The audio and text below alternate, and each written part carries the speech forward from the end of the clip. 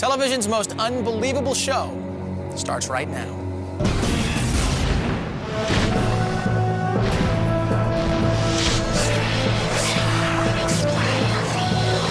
Would you believe? Jim Goldman doesn't have any arms, but he's not looking for sympathy because Jim can outdo most people at just about anything. When people first meet me, they think I'm handicapped. What sets Andy McCain apart from other pilots? The fact that he's about to try and land his plane on the roof of a fast-moving car. A couple discovers their unborn baby has a brain disorder. We're gonna find a way to save this child. Now, witness the most incredible operation ever recorded. Can mother and child survive a surgery in the womb? Plus, the Torture King attempts a fire-walking feat that could fry the flesh off his feet. We take a cruise in the world's flattest car. And what's so fascinating about these photographs? Every breathtaking beauty is actually holding her breath. Unbelievable? Believe it. On Ripley's Believe It or Not.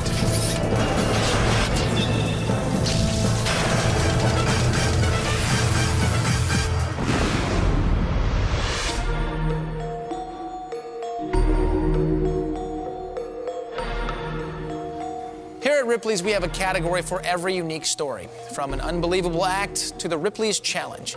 Well, this next story falls into the category of medical miracle. And when you see the baby's hand emerge from the womb, you'll see why. This story contains graphic images. Like a lot of young couples, when James and Susan Borkowski of Knoxville, Tennessee, found out that Susan was pregnant, they were thrilled.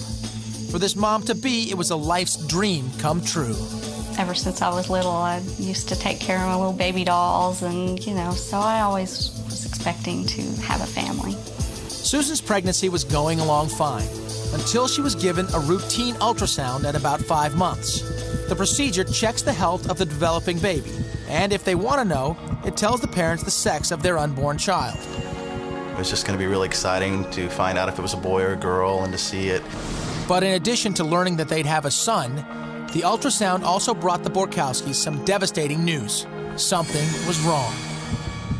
Further testing revealed the awful truth. Their unborn child had hydrocephalus, a disorder causing fluid to build up and press against the brain, a situation that is usually fatal.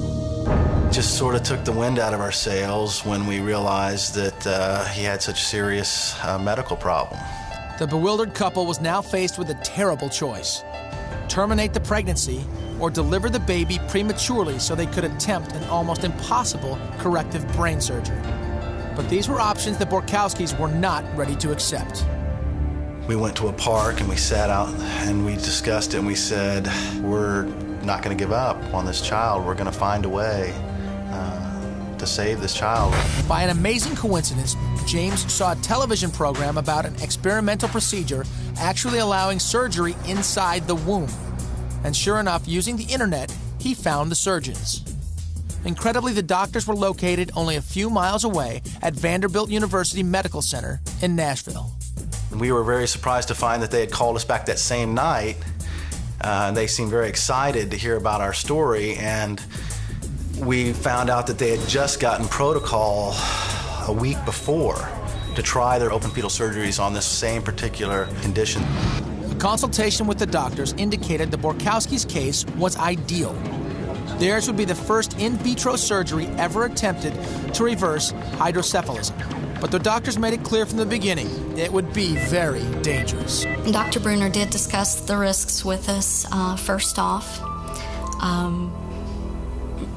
Basically, it was everything. My death, baby's death. They've never done it before, so they really can't tell us what can be the outcome. Despite the risks, the Borkowskis decide to go through with it. And a warning, the video shot during this landmark surgery is very graphic. It shows the revolutionary operation unfolding step by step. Here, Dr. Joe Bruner and Dr. Noel Tulipan opened the womb. This is the most critical part of the process. Both mother and child are in extreme danger from the loss of blood. The next step is implanting a shunt, the device which drains off the built-up brain fluid. But positioning it inside the head of the unborn baby is like threading a needle. Amazingly, as the incisions are made, a tiny hand pops out, to the obvious surprise of the doctors. It's a little hand there. It was kind of like him saying, "Hey, thanks," or "I'm going to be back," and I just want to touch you to say thanks. With the difficult surgery complete, the Borkowskis can only wait and hope. Now, 2 months later, Susan gives birth to a baby boy that they name Neil. It is a moment she will never forget. It was pretty overwhelming to hold him for the first time. Today, thanks to this amazing, groundbreaking surgery, Neil is alive and making steady progress toward a normal life. And with all the joy he has brought into their lives, the Borkowskis have never given the radical surgery a second thought.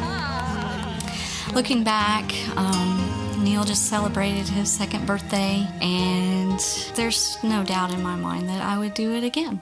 He is a happy little boy.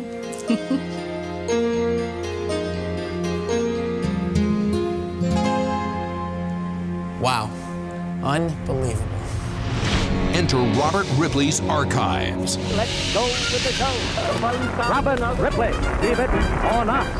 Leave it or not. The year is 1951. A small army of carpenters, plumbers, painters, and electricians have assembled at this construction site in Santa Rosa, California. They're attempting to break the record for the fastest house ever built. Once the framework goes up, the plumbing and prefab windows are put in. Then comes the time-saving two-piece brick chimney, while the painters get to work. And though the previous record is a super speedy 6 hours, this house is built and furnished in only 3 hours and 10 minutes. Believe it or not. Imagine being able to take off and land a plane on a runway only 10 feet long. Sound impossible? Not on Ripley's. Caroline, we got a lot of crosswind here. For pilots, a well-maintained runway is without question the only place to land. But you're looking good. But believe it or not, aviator Andy McCain will actually attempt to touch down on the roof of his wife's moving Pontiac. As far as danger and in the act, yeah, it does have some danger. There's certainly no instruction manual for doing this. All right, we're on. Andy and his wife Jackie have been working with airplanes since the early 1980s. But it was while watching an old barnstorming film that inspiration struck. Well, I saw an old newsreel where somebody was landing on top of a car back in the 30s, and I always thought that would just be a really neat thing to do. Andy became so obsessed with trying it, he eventually converted an old 1969 Pontiac Catalina into a makeshift aircraft carrier, designing it to operate with his J3 Cub airplane. It's quite a complicated piece of equipment. It probably took a year to build. In fact, the landing area on top of the car is only large enough to fit the plane's wheels. There's no room for error. Andy has to hit his mark exactly or risk disaster. But would this makeshift contraption really work? Ripley's joined the couple to find out. Need a microphone check, Andy. Test. With his wife driving, Andy will attempt the difficult task of both taking off from and landing on this custom carrier. Besides the obvious danger of crashing into the ground, one wrong move or sudden gust of wind could send him plunging right into Jackie. She can't really see me once I get above her, so I have to be very careful. It's hard enough to just land an airplane anyway, and to land on something that's moving at close to 60 miles an hour, yeah, it's very difficult. Focusing on the tricky task ahead of him, Andy gives the word. Go. And Jackie steps on the gas. Here we go. They're going for it. Jackie's speed increases as she races down the runway. And at 40 miles an hour, Jackie releases the wheels. With a quick jerk, Andy and his plane are airborne. A successful takeoff. But then, that's the easy part. After coordinating their positions by radio, Hey, Andy, I see you approaching. Andy prepares for what needs to be a pinpoint landing. All right, speed looks pretty good here. Wind conditions, speed, and timing all become critical factors. I gotta move over a little bit, it's bumpy. The car has to be approximately 55 miles an hour, which is about 15 miles an hour over the stall speed of the airplane. At this point, there's no room for error. Jackie must match the precise speed of Andy's aircraft as he carefully aligns the plane. Even a slight miscalculation could lead to disaster. Constant radio contact is a necessity. Hey, Andy, I see you approaching. You in my line of sight? I'm maintaining 55. Andy heads toward the car, but as he is about to touch down, the wind picks up. Andy is forced to abort the landing. All right, you ready? Let's add a mile or two to it. He circles around for another attempt. All right, speed looks good. Speed looks good. The landing gear is lined up and it looks like this is it. But something goes wrong. 57. Andy calls off another landing. It's over breezy. Finally, he decides to give it one more try. Maybe the last one. They've got the thunderstorm coming in. If we can't get it this time, I don't think we can do it. Now keep in mind that Andy is trying to touch down on a section of the car that measures only 1 foot wide. Carefully lowering his plane toward the moving car,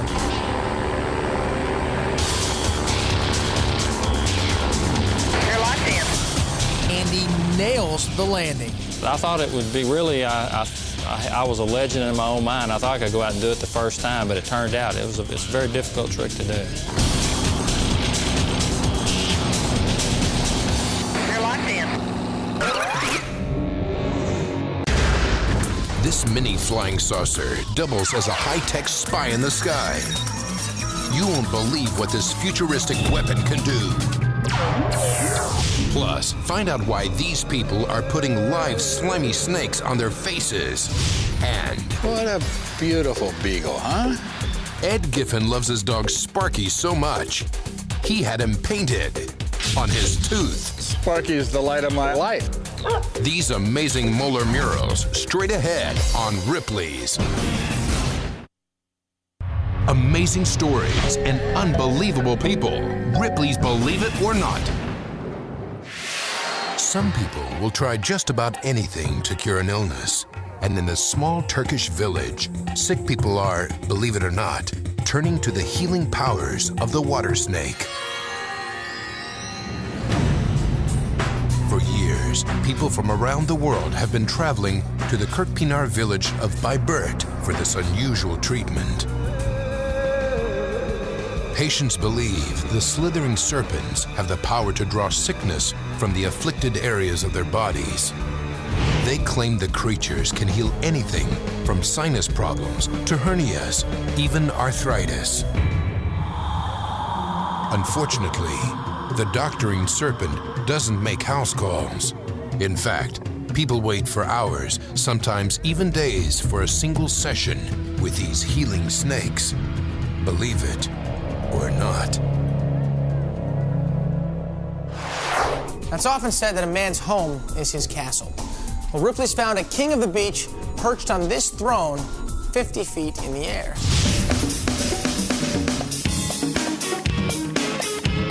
Holding 75,000 gallons of water and standing 9 stories from top to bottom, this 100-year-old water tower was originally built to service steam engines traveling the California coast.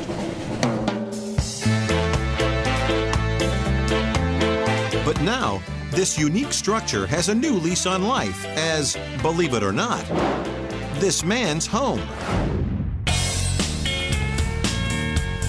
1992, it was voted the most unique house in the United States, and as far as I know, it's the only water tower home in the world. But it hasn't always been the dream house it is today. After the train stopped running, the old water tower hit hard times. By the 1980s, it was in danger of being demolished. That's when a couple of architects stepped in, got the permits, and converted the tower into a home. But first, the original water tank had to be removed and placed in a parking lot. And after 18 months of conversion, it took a team of skilled engineers and a crane to lift it back into place. Then, the 3,000 square foot house was finished off with a commercial elevator and 2 jacuzzis, one which is on the upper deck overlooking the ocean. Jerry Wallace, a real estate trader and former fire chief, bought the house in Seal Beach, California back in 1995 for about $800,000. I always looked at the water tower as what I would call the ultimate beach house. You have a house that's actually fun to live in, and I think the entertainment value of living in a fun house is worth it. Nearly every window in the water tower house is fitted with etched or stained glass. There are 2 master bedrooms, a maid's quarters, and 4 bathrooms, one of which has rotating walls. You actually come out in the hallway. The entire room completely spins around. But of course, for this kind of view, there are trade-offs, like the long climb up if the tower's elevator ever goes down, or the difficulty of installing a new kitchen appliance or bringing in new furniture. Good. Keep going.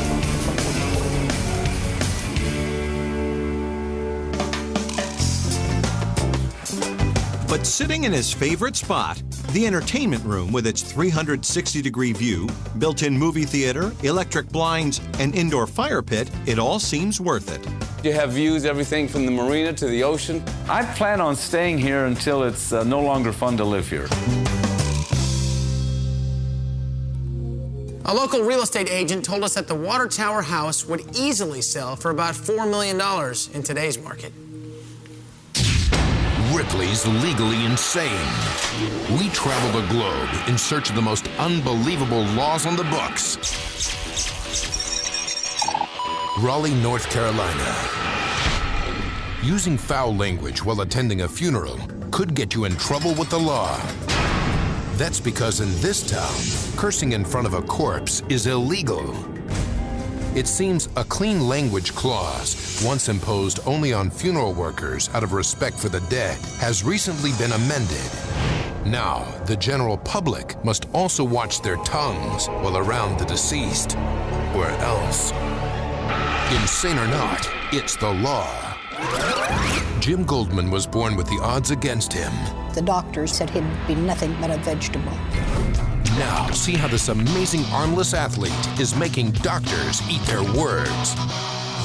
Plus, this crazy crow's on the warpath. You won't believe the tricks he plays on people. And the amazing art making a big splash. That's because all of these women work underwater. That and much more still ahead on Ripley's.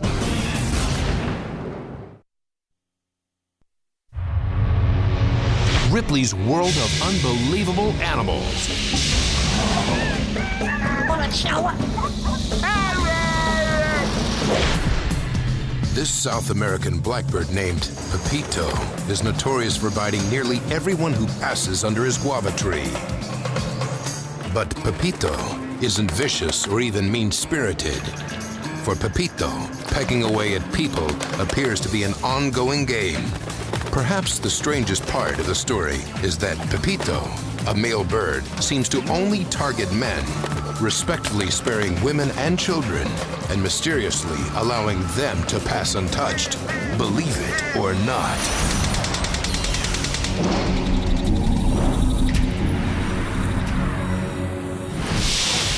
Now, Tom Every wanted an early retirement from the salvage business. Okay, simple solution. He turned his junkyard into an art gallery. Take a look at this.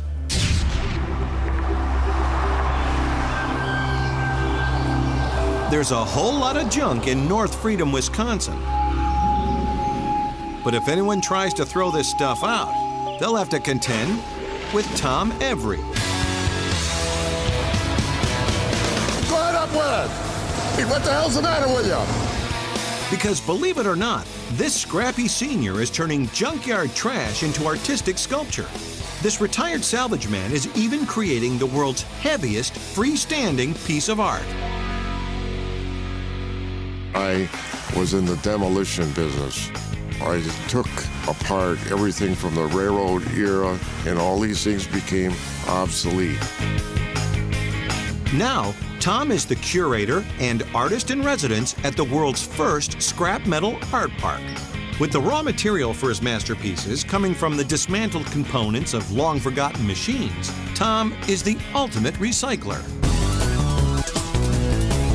From insects created with old drill press machinery parts to birds made of antique trumpets and saxophones, Tom tries to put a little of his own personality into everything he does.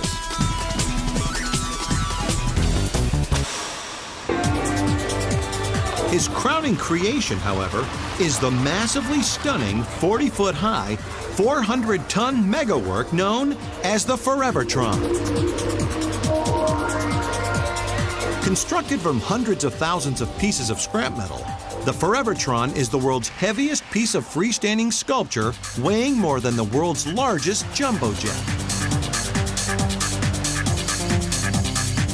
It's a roller coaster ride of gadgets, elevator cages, riveted tanks, and even the contamination chamber from one Apollo space rocket. Although the Forevertron is not for sale, Tom regularly sells his other scrap metal masterpieces for thousands of dollars. Not bad for some junk someone threw away. I feel very lucky and fortunate to be able to take something from nothing and make something out of it.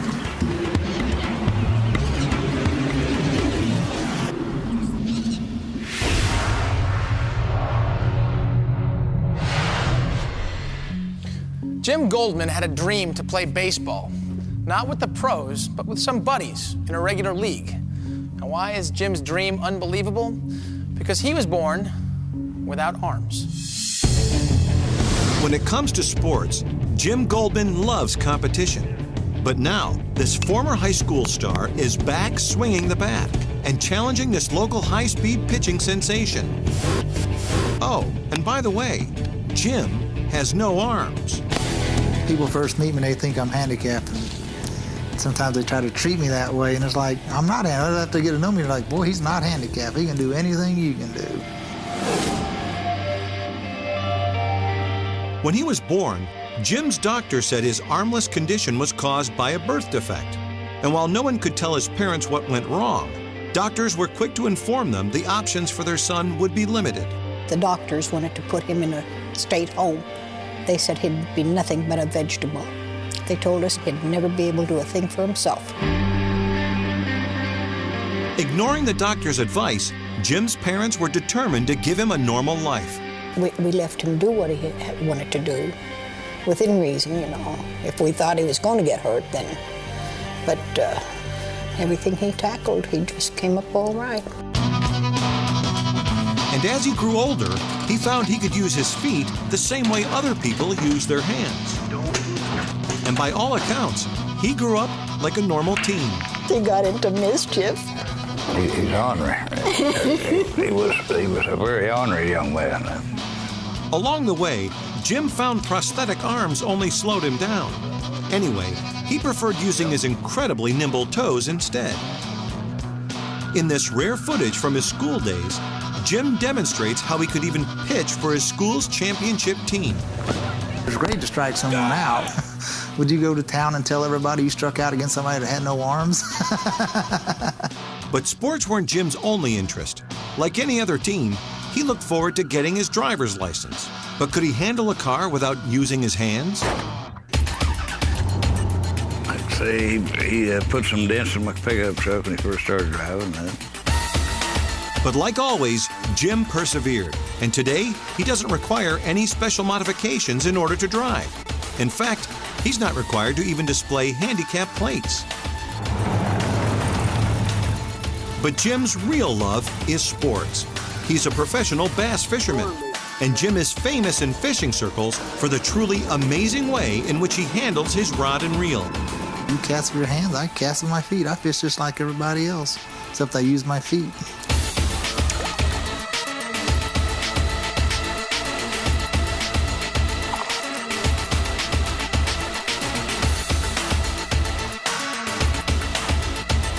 But competition bass tournaments are just the beginning for this outdoorsman.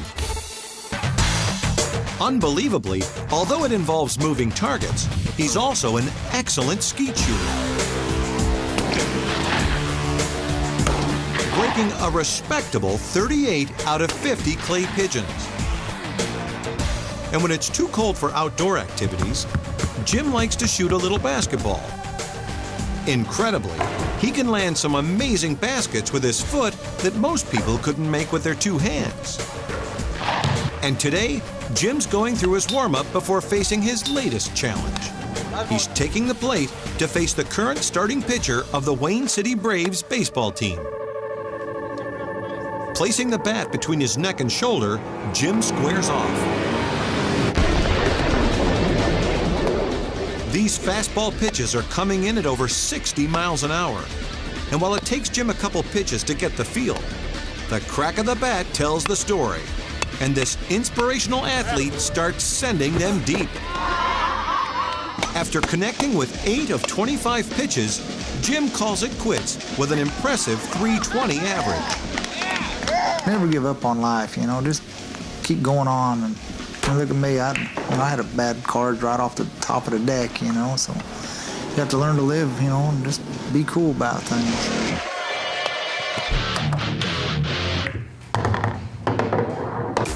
Jim is a natural athlete, and he's never let his disability get in his way. In 1981, a famous local challenged Jim to a game of pool. Jim took the challenge, and he nearly came away with a victory against the legendary Minnesota Fats.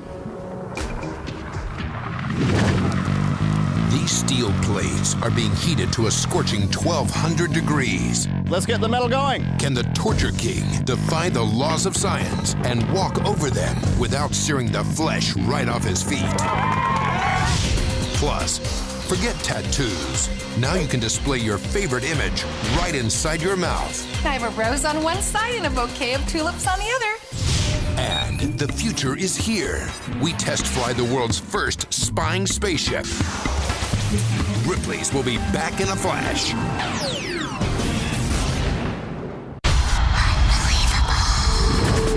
Tim Cridland, a practitioner of Middle Eastern meditation techniques, is preparing for an unbelievable act that could leave him scarred for life.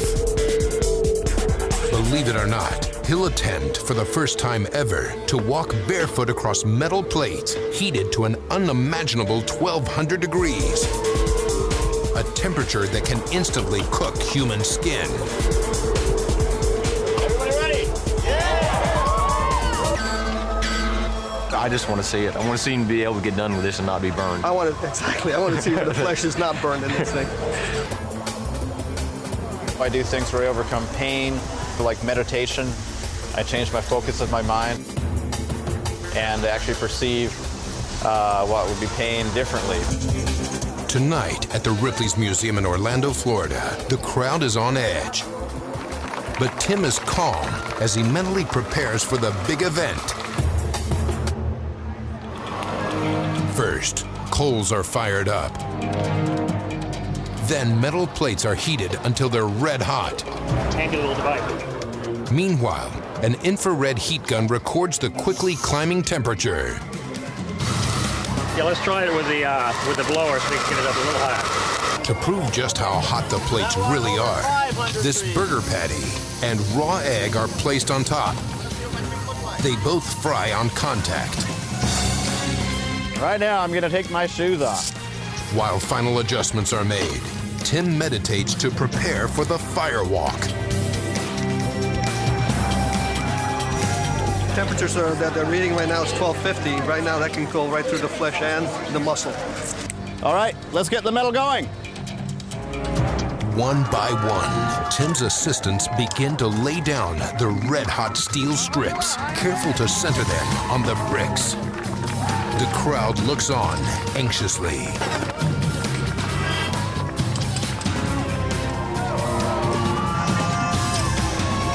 Everybody ready?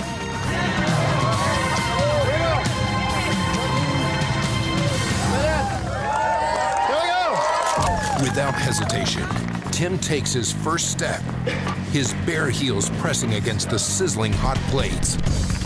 Then, Tim takes a second step, his concentration the only thing that prevents his tender feet from burning. Unbelievably, he continues on with a third scalding step. Tim now takes a fourth fiery step. If the steel plates stick, they will literally cook his feet.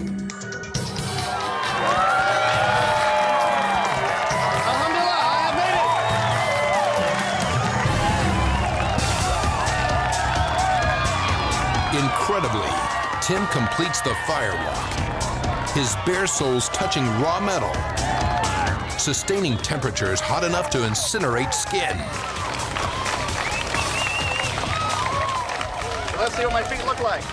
The medics immediately take a look at our firewalker's feet. Actually, I was expecting the skin to be stuck to the metal, and from what just happened, I can't explain it. Tim's feet are miraculously free of any signs of a burn. The crowd still can't believe what they've just witnessed. I was nearby and I could actually smell the skin burning. You even heard his feet burning as he walked across the metal. With total mind over matter, Tim Cridland successfully flirts with fire and accomplishes one truly unbelievable act.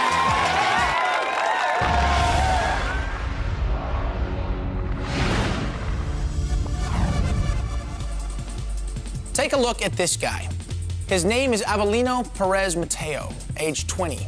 And no, this is not a doctored photo off the internet. Avelino is the original eye popper. First photographed in 1928 by a newspaper in Havana, Cuba.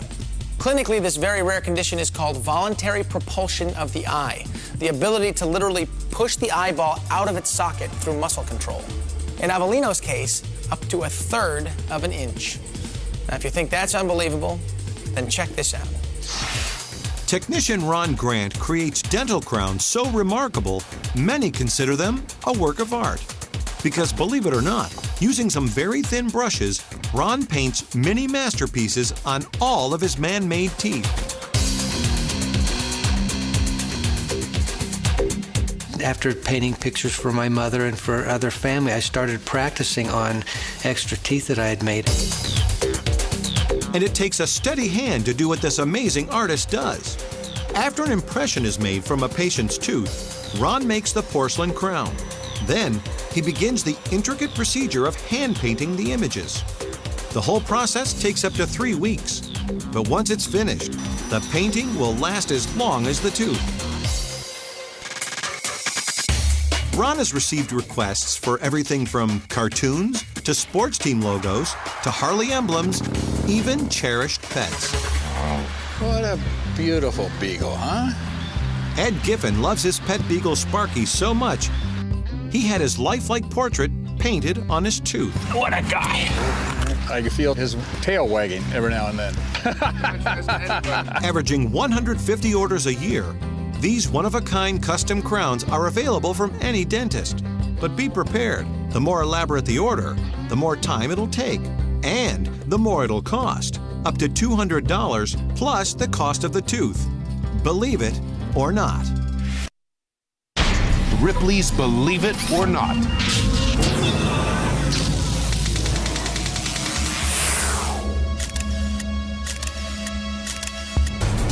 It looks like something straight out of science fiction. But this unidentified flying object didn't come from outer space. Believe it or not, this unmanned self-navigating craft called the Cipher is the world's latest high-tech super spy. Designed and produced by engineers at Sikorsky Aircraft, the 6-foot, 250-pound robot is entirely self-functioning.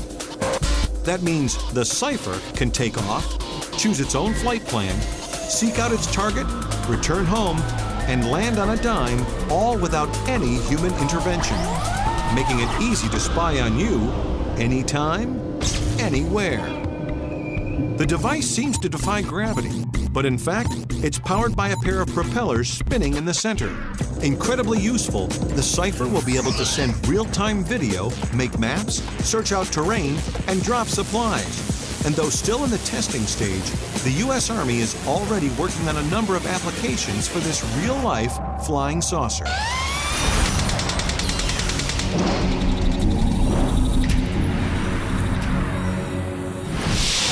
Traditionally, a family portrait means put on your best outfit and smile. Well, one photographer is throwing water on tradition, and he doesn't say cheese. He yells, "Hold your breath." These stunning swimsuit photos were captured using a revolutionary camera technique. But you won't find these models on the beach. Believe it or not, these women work underwater. Mark Yazinchak's been a working photographer for 25 years, and he shot everything from print ads to commercials. But it wasn't until he took up diving that his career really took off. When I took up scuba diving as a hobby, it only followed suit that I started taking a camera down with me. Soon, Mark was refining his underwater technique. It's been liberating to be one of the pathfinders or trendsetters, I should say, for underwater shooting.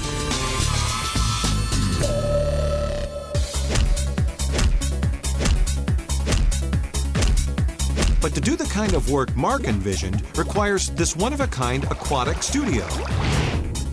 Its walls are 9.5 feet tall, 9.5 feet wide, and it's 22 feet long. All of its sides are blacked out, giving Mark complete control over the lighting. But even under the best conditions, underwater photography is difficult for Mark and his models. It is challenging. There are a lot of different obstacles that you may not realize, like water up the nose. It's extremely painful. And it's difficult to look comfortable under there, to hold your breath, to push yourself to stay under when your body is screaming for you to surface. Mark carefully sets up the look for each shoot. These streamers function as a backdrop. Then the lights are carefully adjusted. As a finishing touch, an air machine provides bubbles.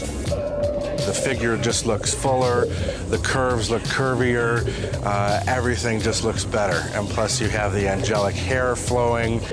This is model Tara von Strastus's first underwater photography session. Like all of Mark's models, she's not afraid of the water, but she's still a little nervous. Because while Mark's breathing oxygen through an air hose, she'll be holding her breath the entire time. I always thought people look pretty silly underwater, especially with the bubbles coming out of the nose and trying to keep the water from going up your nose. They actually look really natural, which hopefully I'll be able to attain that sort of natural thing too. I don't know. With the water tank ready and the light set, Mark goes to work.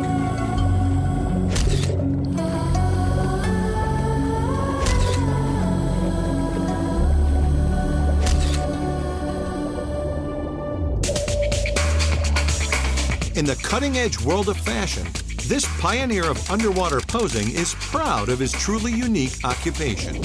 I was the first in particular to shoot the glamour and the exotic beauty of women underwater.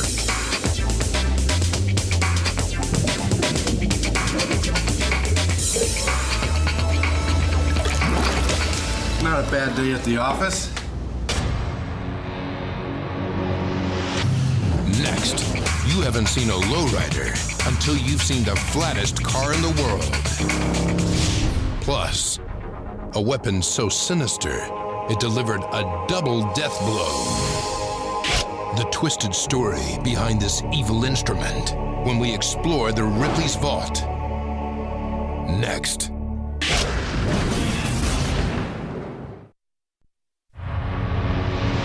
You're watching Ripley's Believe It or Not.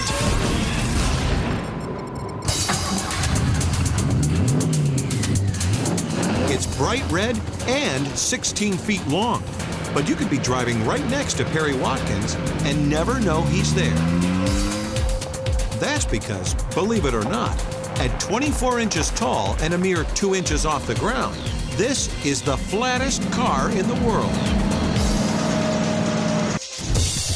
For 4.5 years, this Brit's been obsessed with designing and building this one-of-a-kind vehicle. You know, the longest car has been done, the shortest car has been done. I wonder how low we could get one. But it's not just flat, it's also functional, with 4 seats to accommodate the entire family. Assembled using parts from 4 separate cars, this vertically challenged vehicle with its 3.5-liter V8 engine can easily hold its own with Jaguars and Triumphs, hitting a phenomenal top speed of 140 miles an hour. Believe it or not.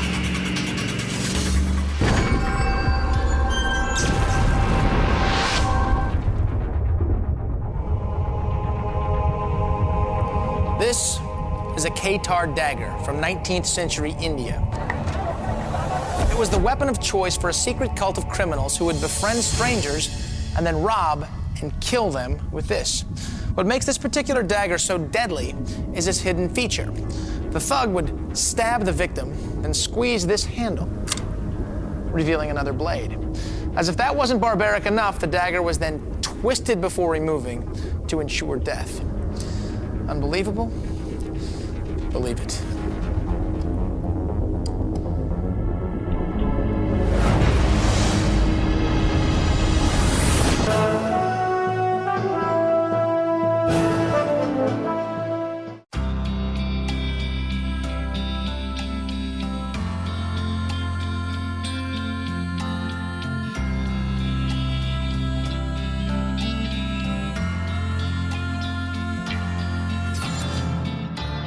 Scare Tactics. Back-to-back episodes. Tomorrow starting at 7. Only on Chiller. Scary good.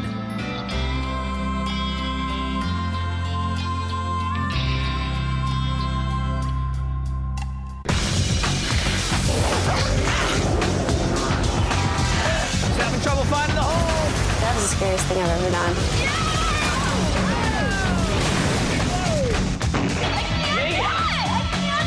Only those with the guts. All right, let's do this. Win the glory. I did! I'm so happy! Fear Factor. Back-to-back episodes. Starting next. Only on Chiller. Scary good.